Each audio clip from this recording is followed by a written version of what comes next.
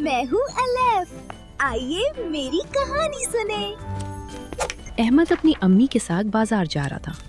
रास्ते में अचानक उसे एक रेहड़ी पर लाल अनार नजर आए। अहमद ने कहा, अम्मी मुझे भी अनार खाने हैं।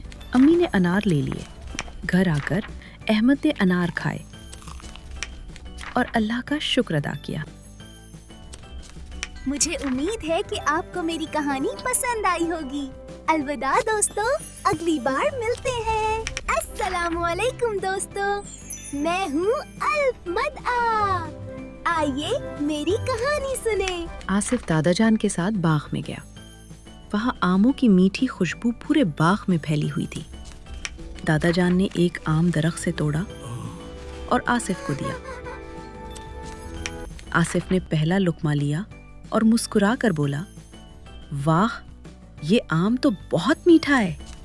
दादाजान हंसे और कहा, बेटा, इसीलिए आम को फलों का बादशाह कहते हैं। मुझे उम्मीद है कि आपको मेरी कहानी पसंद आई होगी। अलविदा दोस्तों, अगली बार मिलते हैं।